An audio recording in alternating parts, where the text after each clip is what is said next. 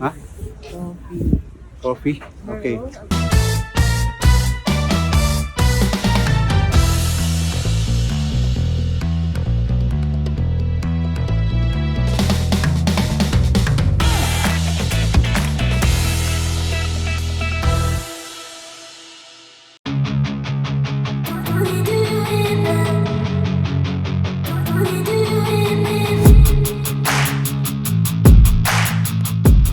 See? We are in. Hello. Uh, I don't know if I'm a ghost. I'm a ghost in blue.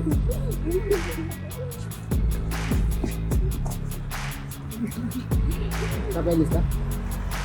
I don't know. Hindi ko lang masintindihan.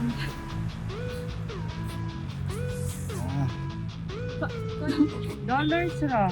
Dollars eh? Huwag ka ng Russian Tuba-Tuba.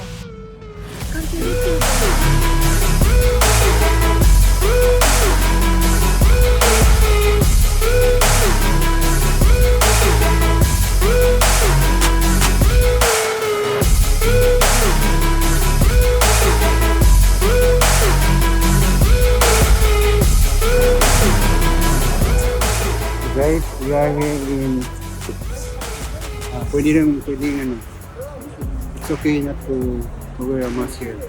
People not wearing mask outside here in Armenia. Huh? Coffee? Okay. Sure. Go. They will active card din us. So people here are not wearing, only Alison is wearing mask, and Aliyah, and even me, but because I'm talking, so that's why I'm. It's okay.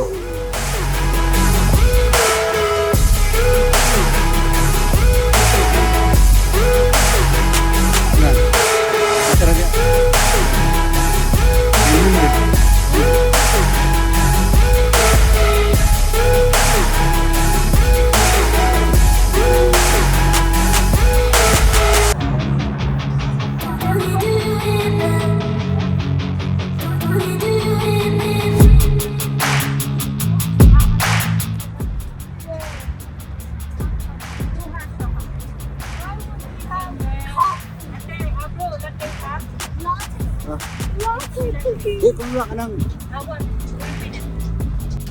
So guys, this is the price of their coffee.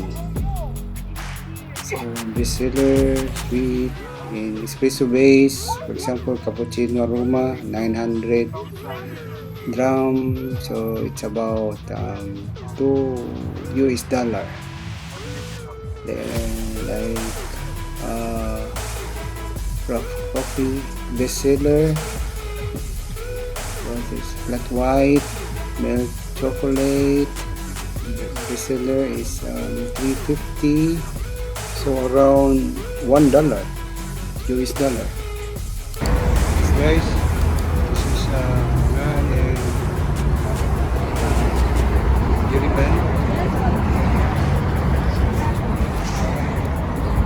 That's Aliyah. We're in Mastot Avenue. So this is the street. Okay. So our hotel is somewhere at the back, that building.